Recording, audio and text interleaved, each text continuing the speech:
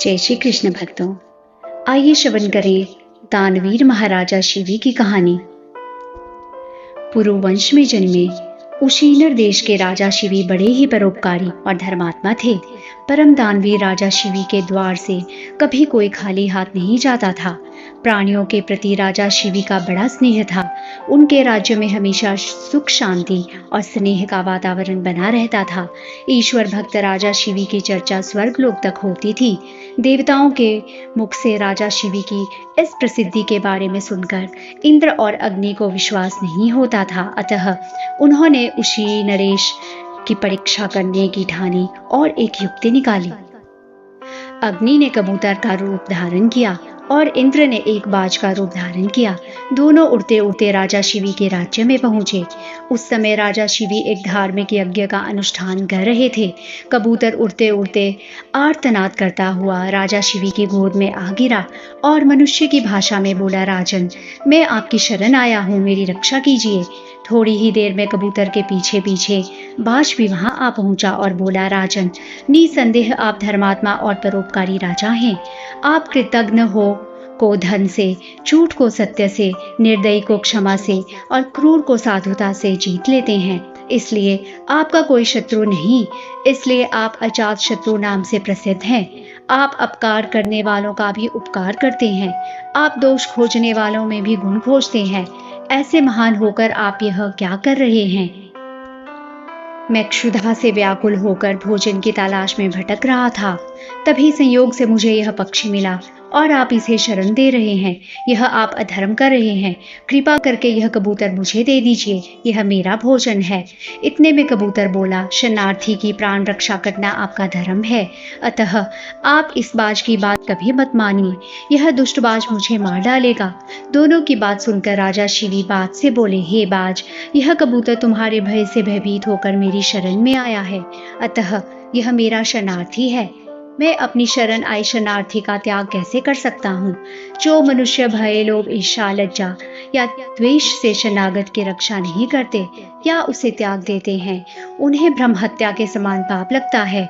सभी जीवों को अपने प्राण प्रिय होते हैं। समर्थ और बुद्धिमान मनुष्य को चाहिए कि असमर्थ व मृत्यु भय से भयभीत जीवों की रक्षा करे। अतः हे बाज, मृत्यु के भय से भयभीत यह कबूतर मैं तुम्हें नहीं दे सकता। इसके बदले तुम जो चाहो खाने के लिए मांग सकते हो। मैं तुझे वह अभिष्ट वस्तु देने को तैयार हूँ। तब बाज बोला, हे राजन, मैं क्षुधा से पीड़ित हूँ। आप तो जानते ही हैं, भोजन से ही जीव उत्पन्न होता है और बढ़ता है। यदि मैं क्षुधा से मरता हूँ तो मेरे बच्चे भी मर जाएंगे। आपके एक कबूतर को बचाने से कई जीवों के प्राण जाने की संभावना है। हे राजन, आप ऐसे कैसे धर्म का अनुसरण कर रहे हैं जो अधर्म को जन्म देने वाला है? बुद्धिमान मनुष्य उसी धर्म को अनुसरण करते हैं जो दूसरे धर्म का हनन न करे। आप अपने विवेक के तराजू से तोलिए और जो धर्म आपको अभीष्ट हो वह मुझे बताइए। राजा शिवी बोले, हे बाज, भय से व्याकुल हुए शरणार्थी की रक्षा करने से बढ़कर कोई धर्म नहीं है। जो मनुष्य दया और करुणा से द्रवित होकर जीवों को अभयदान देता है, वह देह के छूटने पर सभी प्रकार के भय से मुक्त हो जाता है। धन, वस्त्र, गौ और बड़े बड़े यज्ञों का फल यथा समय नष्ट हो जाता है, किंतु भयाकुल प्राणी को दया अभयदान कभी नष्ट नहीं होता। अतः मैं अपने संपूर्ण राज्य और इस देह को त्याग कर सकता हूँ, परंतु इस भयाकुल पक्षी को नहीं छोड़ सकता। तब बाज बोला, ठीक है राजन, यदि आपका इस कबूतर के प्रति इतना ही प्रेम है तो मुझे ठीक इसके बराबर तोलकर अपना मांस दे दीजिए, जिससे मैं अपनी क्षुधा शांत कर सकूं। मुझे इसके अधिक और कुछ नहीं चाहिए।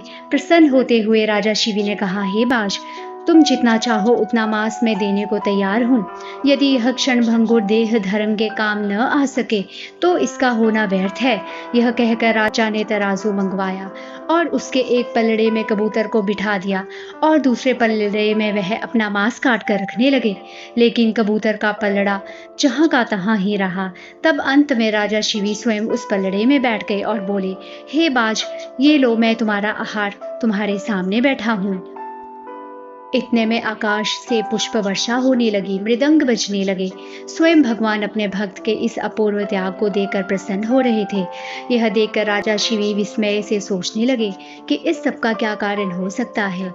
इतने में वह दोनों पक्षी अंतर्ध्यान हो गए और अपने असली स्वरूप में प्रकट हो गए। इंद्र ने कहा, हे राजन, आपके जैसा धर्मपरायण और त्यागी मैंने कभी नहीं देखा। मैं इंद्र हूँ जो बाज बना था और ये अग्निदेव हैं जो कबूतर बने थे। हम दोनों तुम्हारे त्याग की परीक्षा लेने आए थे। हे राजन, ऐसे मनुष्य विरले ही होते हैं जो दूसरों के उपकार के लिए अपने प्राणों का भी मोह न करे। ऐसा मनुष्य उस लोक को चाहता है जहां से फिर लौटना नहीं पड़ता। अपना पेट पालने के लिए तो पशु भी जाते हैं, किंतु अभिनंदनीय तो वह मनुष्य है जो दूसरों के हित के लिए जीता है। इतना कहकर इंद्र और अग्निदेव स्वर्ग को चले गए। राजा शिवी ने अपना यज्ञ पूरा किया और कई वर्षों तक पृथ्वी का राज्य भोगने के बाद परम पद को प्राप्त हुए। जय श्री कृष्ण भक्तों।